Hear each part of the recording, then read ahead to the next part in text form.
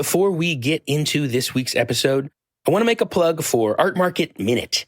This is ArtNet News' new micro podcast hosted by Margaret Kerrigan, who's the site's news editor Europe. It offers a weekly snapshot of essential art market news, expertly compiled by the ArtNet Pro editorial team. I just kept thinking, we should let Mark Twain speak for us when he said, politicians in diapers must be changed often and for the same reason. That's great. Paint that for me, Ed.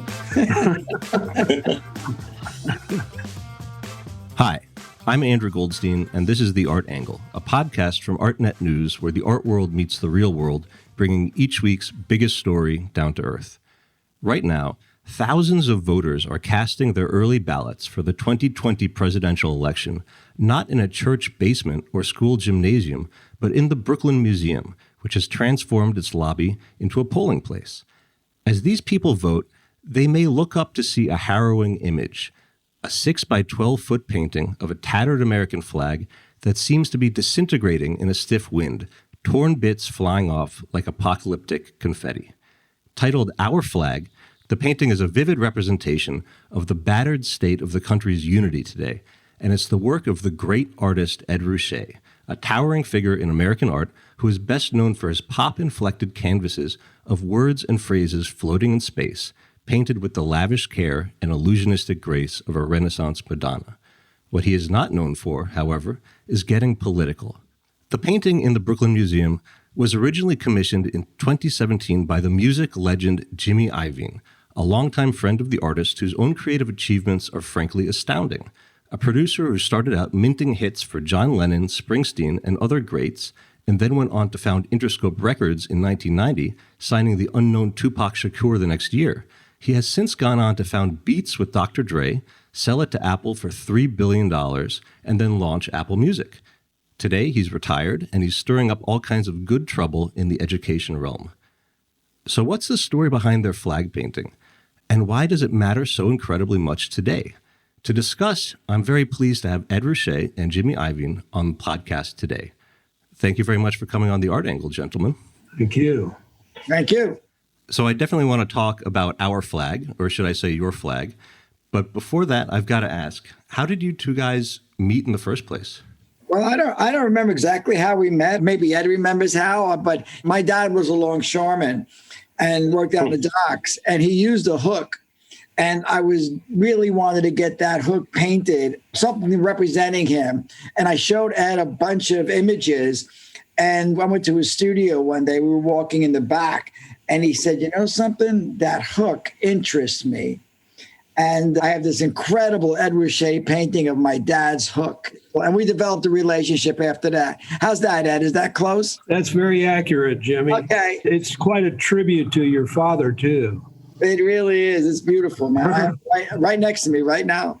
Can I ask you, Jimmy, how did you first get interested in collecting art, coming from, the music realm, the hip-hop realm? I'm interested in great artists of all kind. I'm actually as interested, if not more interested, in the actual people. I'm interested in the work, naturally, but the people fascinate me. And because of great artists, I've been able to have an incredible life. I'm not an artist myself. I've made records and stuff, but not to the extent with somebody like Ed or Bruce Springsteen or John Lennon. So I find them fascinating people, and I've always been able to develop really good relationships and support of those artists and be able to help wherever I can. So that's my interest in art.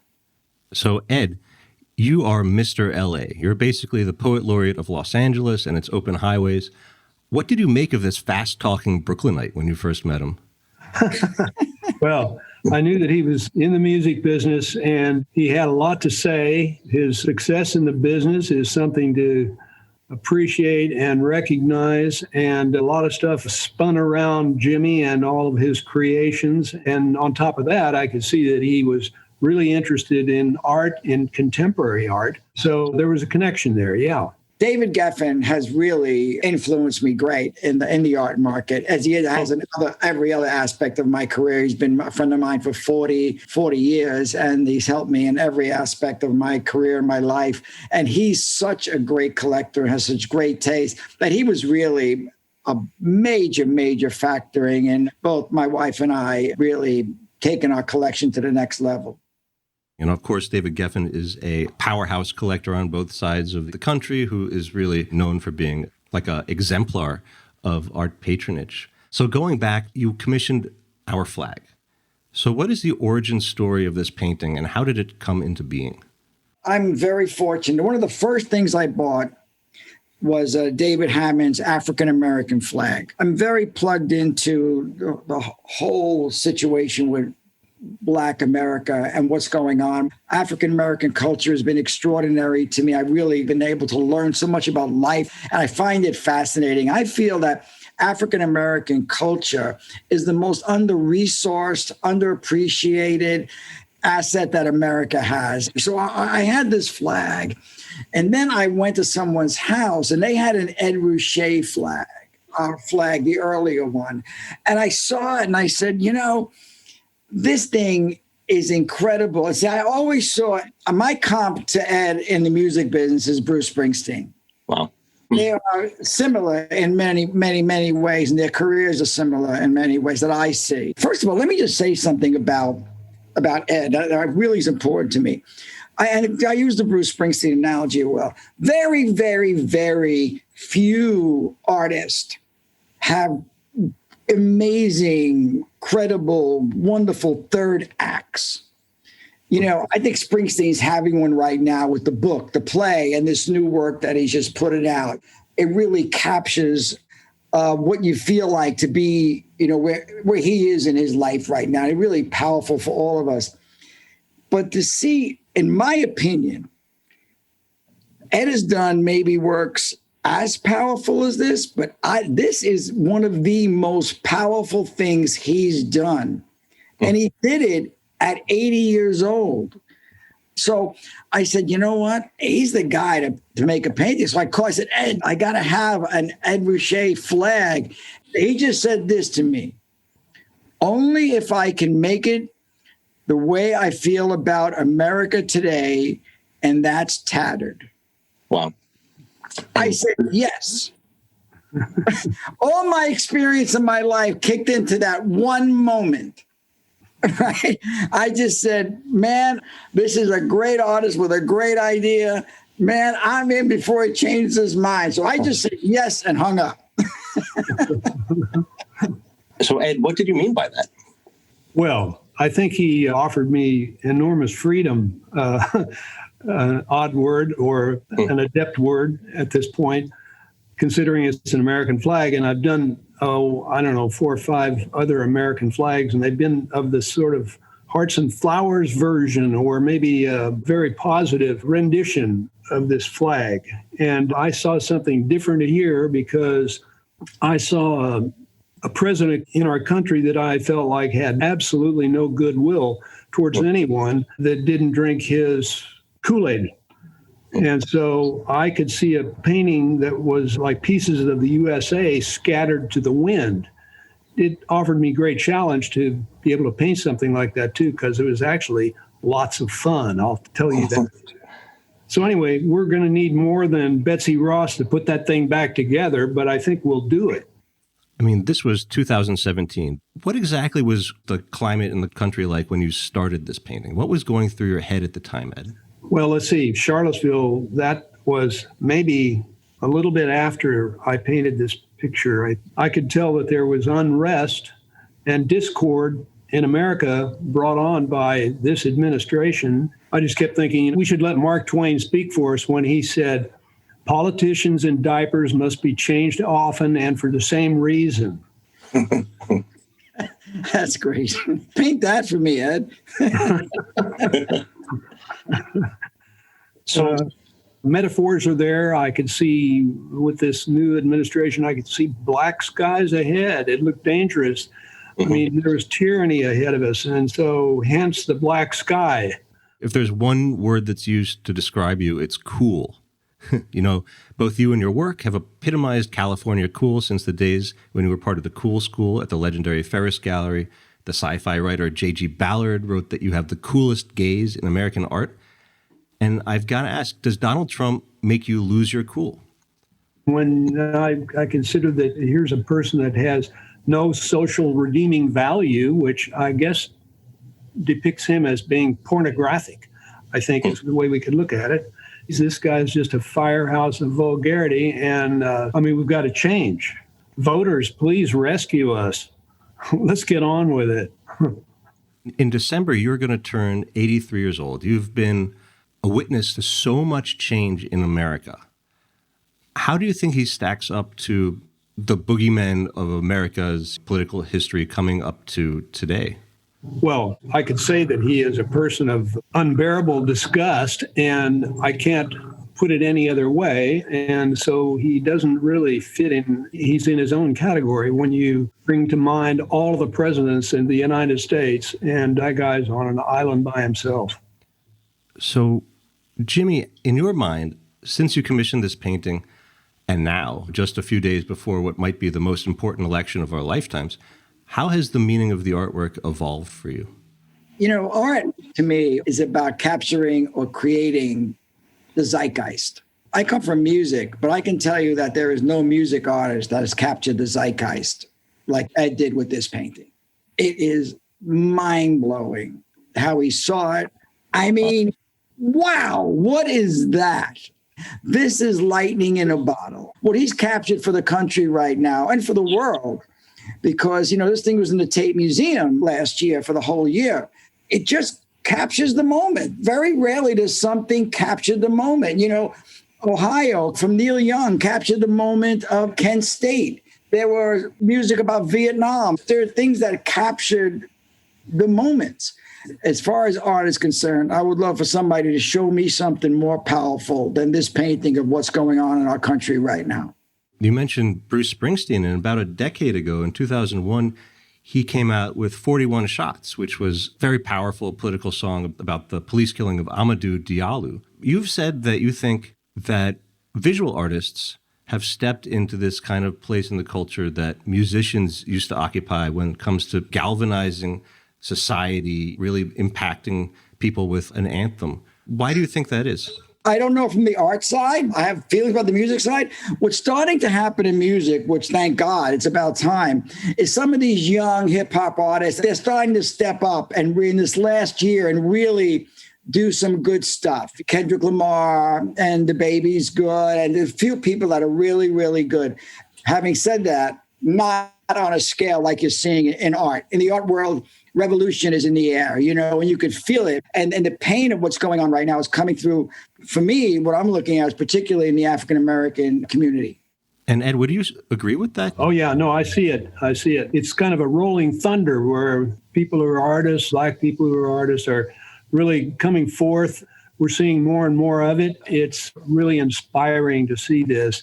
And the fact that there's such a barrier to minorities in this country because of the way we're living now in this administration, it's sad, and it's got to change.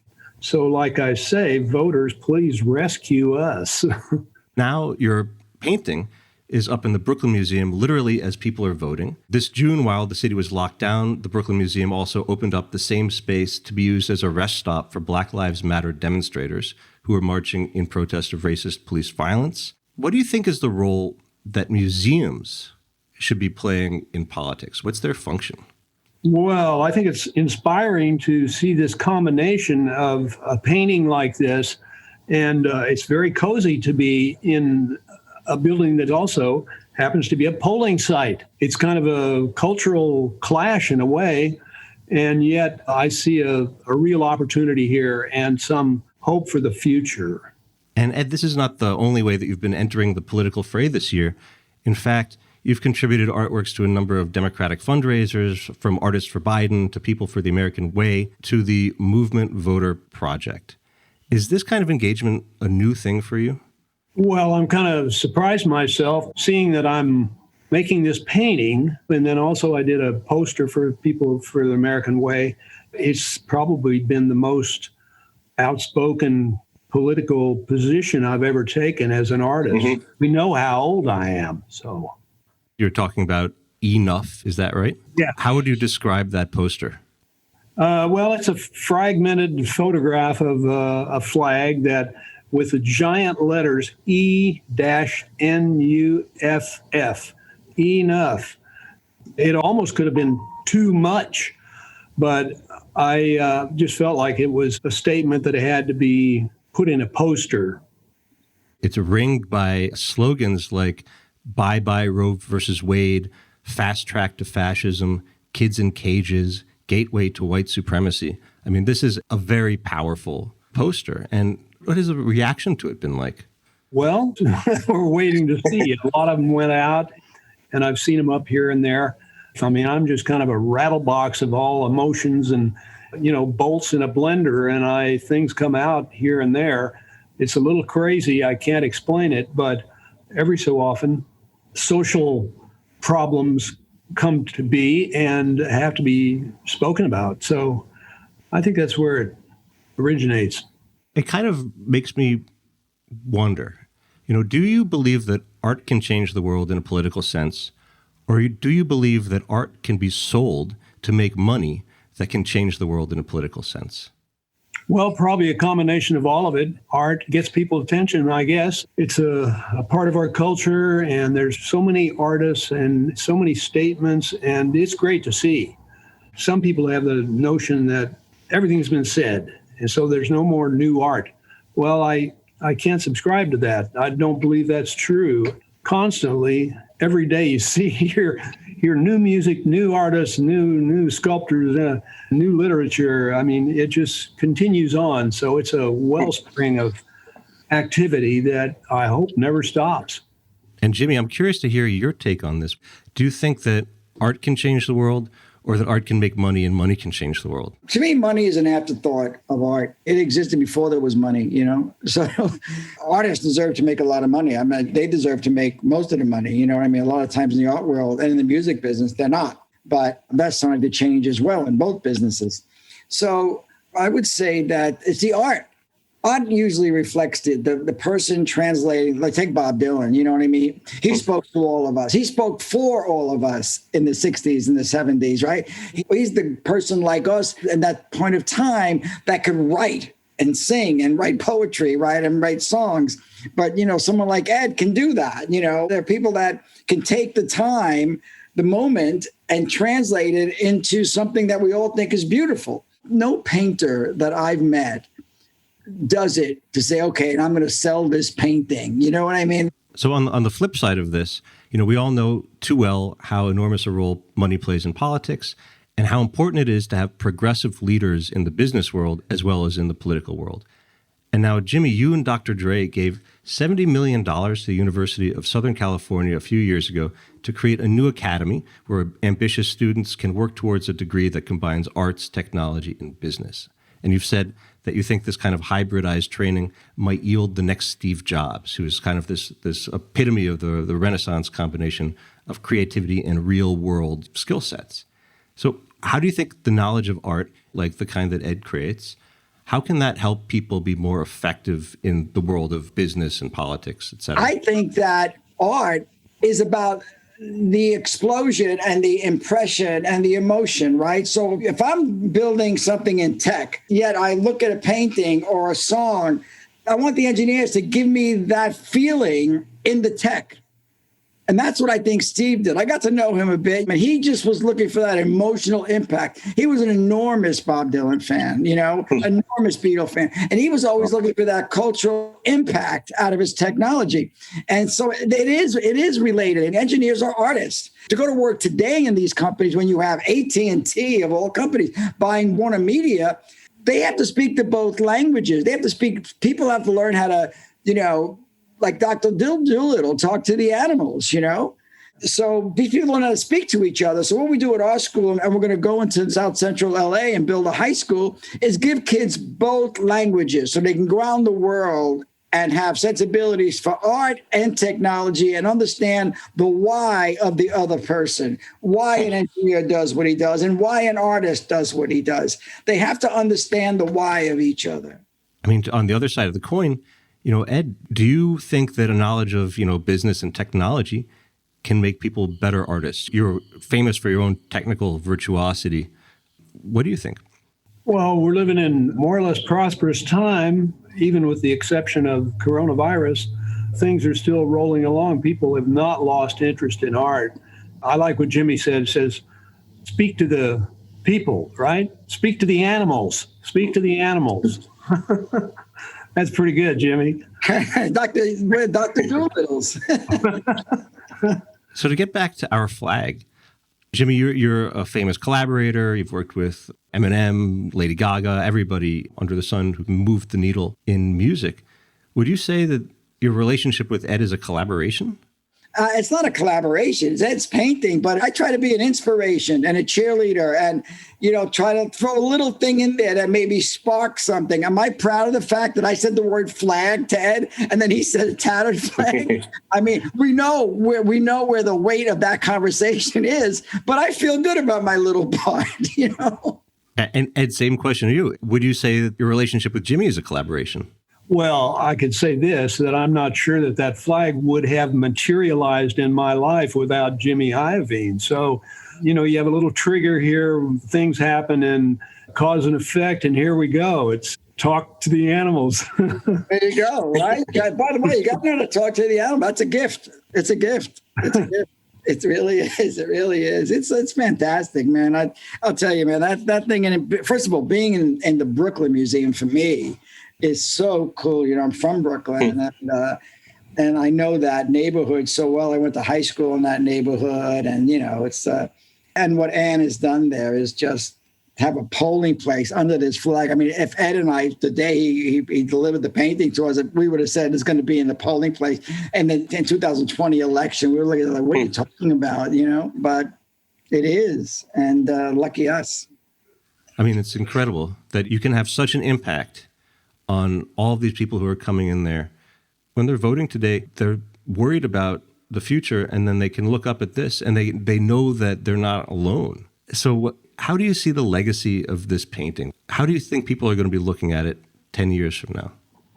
That's not for me to say. That's Ed. Maybe 20 years from now, people will say, oh, that painting looks like it represents something that happened 20 years ago. That's fine with me. Because here we are. Well, it's like a song. It captures the moment. Ed Ruscha has captured this moment, in my opinion, better than any other art form has captured this moment. I'm looking forward to Trey Parker writing the Trump Broadway play.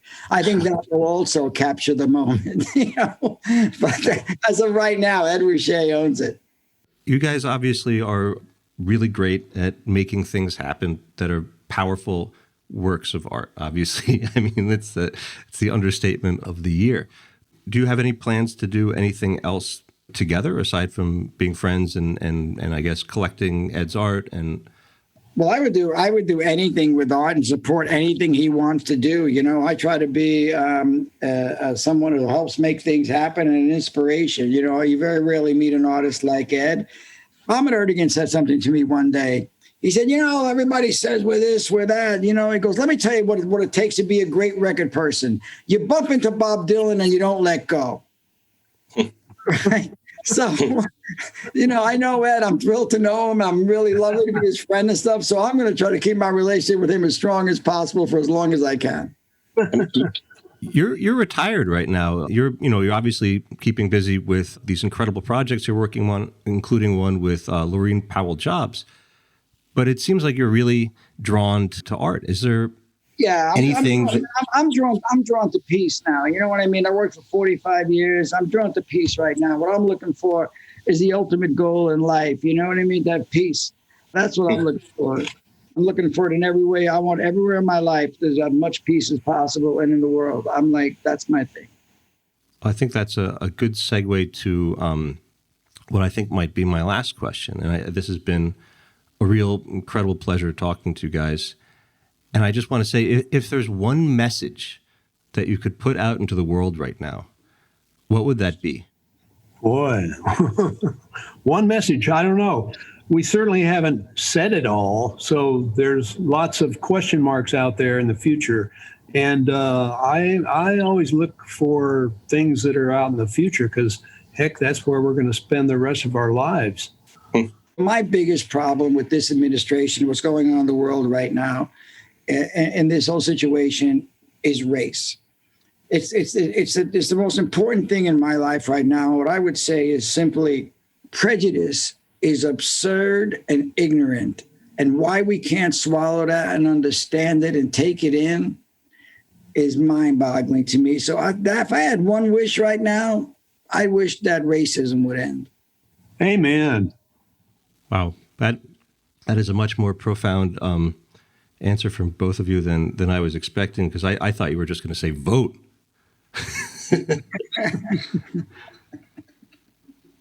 What a pleasure. Thanks, guys. Congratulations. Really, really great. Thank you. So that's it for this week's episode of The Art Angle. If you like what you heard, you can subscribe to the show on Apple Podcasts, Spotify, or wherever else you get your podcasts. Also, take a moment to rate and review us. It will help other listeners discover what we're doing. The Art Angle is produced by Sonia Manalili, Tim Schneider, and Caroline Goldstein. Thanks for listening, and see you next week.